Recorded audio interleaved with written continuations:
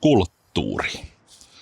Se on asia, mikä monella ihmisellä unohtuu, että mihin kaikkeen se vaikuttaa ja että se on muutakin kuin vaan niitä kulttuurietuja, että käytäisi vaikka teatterissa. Kulttuuri on ihan sitä ympäristöä, missä ollaan myöskin. Mie on tällä hetkellä Tapanin päivänä täällä Joensuun Kuhasalossa puhumassa nyt just siitä, että miten vaikka kulttuuria on tämä, että tämmönen ihana pohjoismainen maisema, ainakin kävelyteitä tulee on alle 3 kilometrin päässä Joensuussa keskustasta.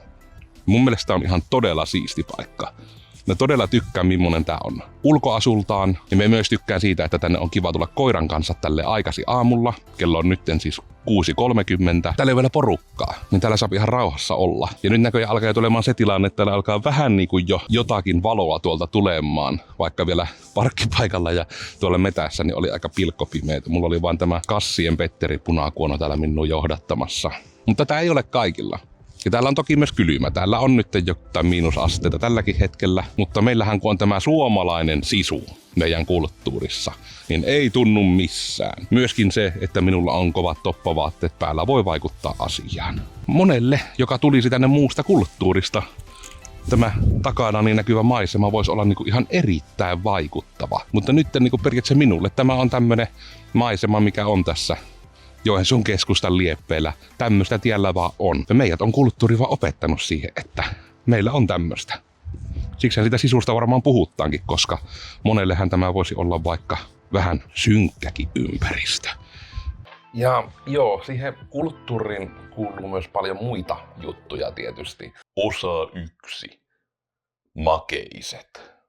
Tämä on semmoinen jännä, minkä huomasin vasta kunnolla, kun olin tuolla Amerikan maalla aikanaan kesätöissä. Siellä, kun oli sitten tämmöinen karkkipäivähetki ja lähdettiin karkkeja ostamaan, niin minä jotenkin vasta siellä älysin, että niin, että eri maissa on ihan erilaiset karkit ja sen myötä, että sekin vaikuttaa ihmisten kulttuuriin ja kokemuksiin. Joku tämmönen karkki kuin Nerds, kai se oli Nerds se karkin nimi, niin sitä ihan esitettiin mulle, että tässä on tämmöisiä karkkeja ja yritin kysyä, että minkälaisia ne on. Ja niin se vastaus on, että they are nerds. Sen asian nimen sanominen ei minua ota ymmärtämään, että mitä ne on.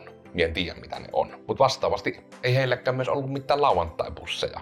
Se oli itselle semmonen hieno kokemus, nämä lauantai-pussit lapsena, koska se opetti minut sietämään myös pettymyksiä. Aina ei ollut niitä aivan mahtavan makuisia tattisienikarkkeja niin paljon. Ja sit siellä vielä jotkut karkit oli kääreissä siellä karkkipussin sisällä. Hämäriä aikoja. Osa 2. Harrastaminen. Harrastaminen on myös jännä juttu, miten paljon niissäkin voi olla eroja kulttuureittain, mutta ihan tiivistäisin jopa, että kaupungeittain. Eli vaikka pelkästään Joensuun alueella. Itse on paljon ollut, niin täällähän meillä on jääkiekko, hirmu näkyvä juttu, ja jalkapallo on myös semmonen ainakin melko näkyvä juttu, sanoisin. Mie en tiedä, että onko se miten verrattuna muihin kaupunkeihin tai muuten, mulla ei ole verrokkia, mutta se oli hirmu selkeä, että jos urheilua halusit harrastaa, niin se oli että jääkiekko, että jokipojat, ja sitten JP, tai sitten nykyään Jippo-nimikkeellä ollut paljon näitä paikallisia jalkapallojuttuja. Eli se on ollut semmoinen hirveän näkyvä juttu, että jos on täältä päin, niin niitä harrastajia on ollut aika paljon. Mutta sitten on myös muuta täsmää mun mielestä, koska vaikka itselläni on teatteritaustaa paljon. Ja se oli semmoinen juttu, mikä oli silloin 2000-luvun alussa etenkin, niin Joensuun harrastajateatteriskene oli silloin ainakin ihan älyttömän vibrantti. Mutta mä sain monta vuotta käydä. Mä olin siis tämmöisessä ryhmässä kuin Floppi Fraasi, joka kai oli niin, että oli ollut 2 ryhmää, Floppi ja Fraasi, jotka oli juuri yhdistyneet. Tuire Hindikka oli ohjaamassa niille, jotka häntä tietää. Taittaa olla ihan Suomen ja maailmanmaalla tunnettu ihminen. Minulle se vaan oli Tuire, se oli minun teatteriohjaaja. Minä en autismini ansiosta ymmärtänyt sen kummemmin näitä auktoriteettikuvioita. Siis se oli aivan merkittävä juttu, ja en minä ole sitä osannut koskaan miettiä. Että ei välttämättä muissa maissa tai edes muissa kaupungeissa Suomessa ole välttämättä ollut niin mahtavia mahdollisuuksia teatteriharrastamiseen lapsena etenkään.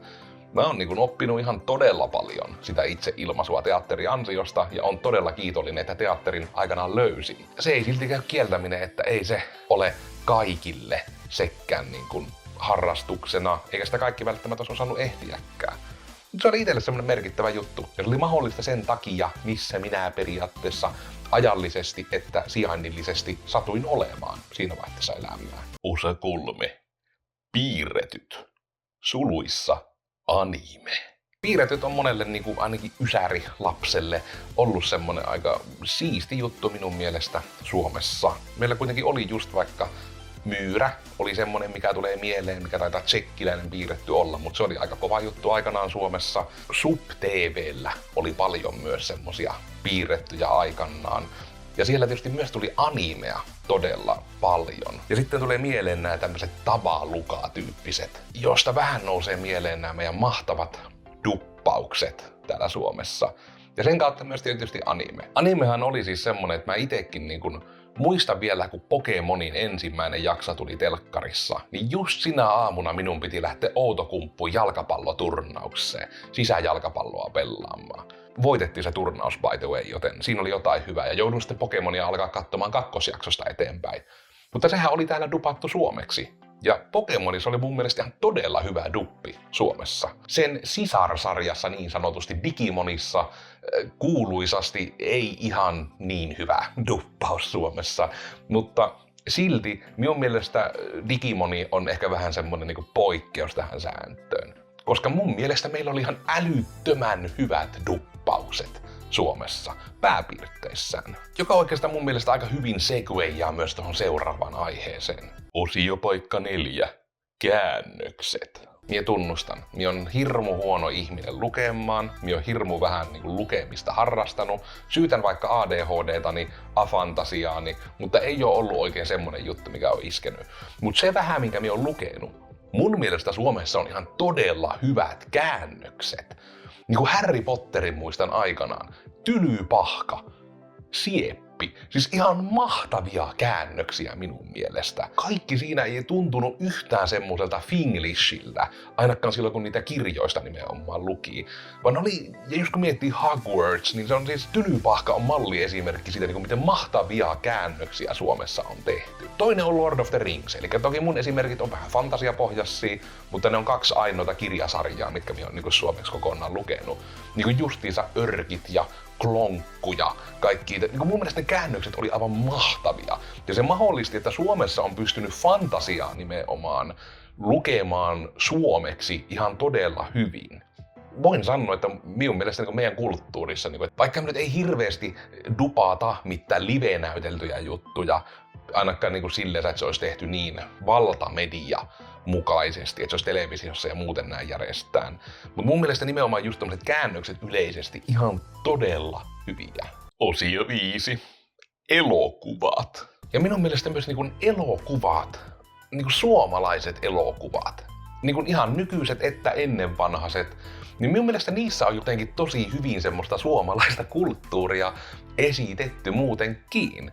Jos nyt miettii, minä itse en hirveämmin siis kattonut mitään kummeleita tai tämmösiä. Vintiöt oli semmonen, mitä tuli sketsisarjoista aikanaan itse katsottua. Ja sitten Uuno Turhapuro ja nimenomaan nämä Speden tuotannot.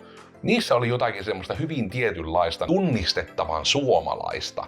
Sekä se ympäristö että ne jutut, mitä siellä kerrottiin. Ja en tiedä, onko se sitten syy vai seuraus, mutta vaikka mun oma esiintymistyyli on hirmu samantapainen kuin vaikka oli Vesa-Matti Loirilla. Että mulla on tarvittaessa jonkunlaista, mie en haluaisi sanoa, että mulla on lauluääntä, mutta minä haluan sanoa ehkä niin päin, että minä pystyn tarvittaessa esittämään, että minulla on lauluääntä. Siltä se minulle ainakin tuntuu. Ja myös se, että samalla tavalla kuin Vesa-Matti Loiri olin jalkapallomaalivahti, jonka kautta mulla semmoinen fyysinen komedia myös onnistuu. Ja just semmoinen tietynlainen esittäminen, että voin tulla vaan tilanteeseen. Katsokaa tässä mun Uuno Turhapuro esimerkki. Kas. Neitokainen taitaa olla täällä ihan yksinään huima-altalla pyörimässä. Miten, olisiko kiinnostanut tämmönen kuppi kaffe alla umbrella? Rakas. No okei, minä tässä hetkessä on hirmu hyvin ääntäni avannut, mutta eikö se ollut melkein uskottavaa?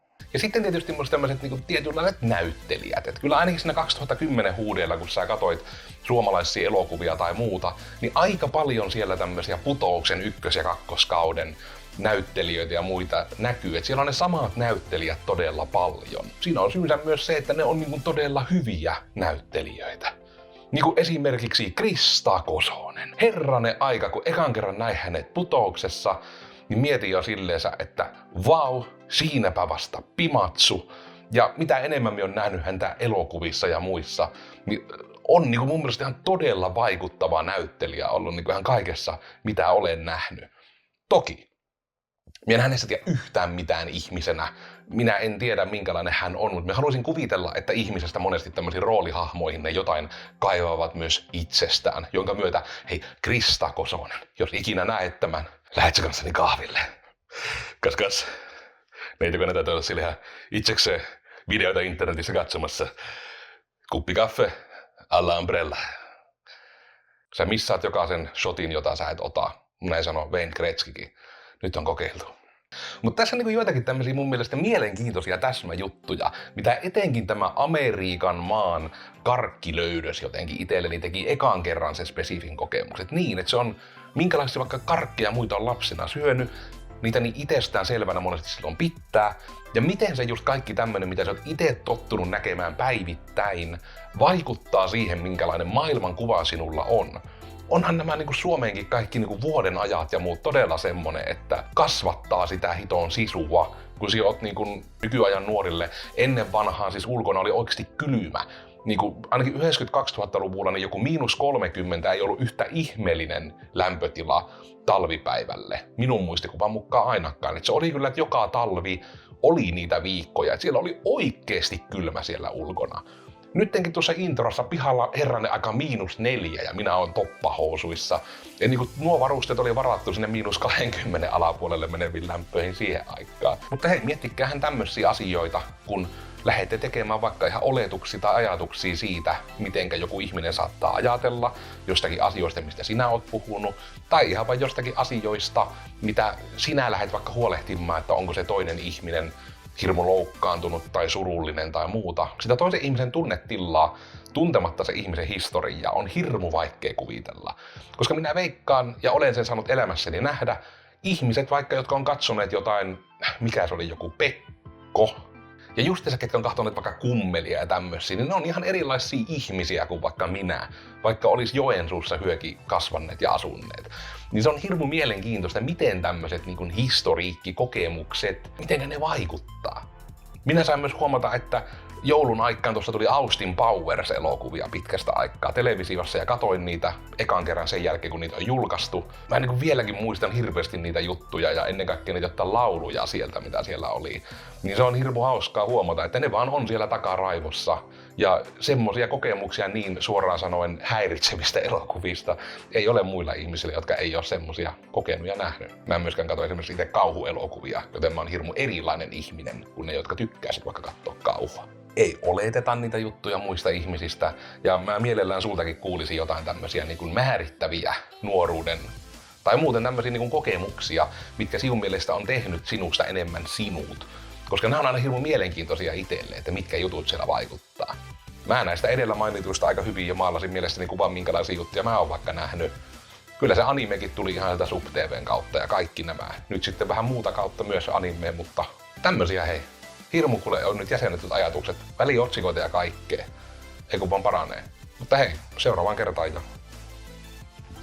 Niin vielä näytän teille, kattokaa miten hienot nootit mulla oli. Kattokaa niitä. Tarkentaako se kamera edes? Wow.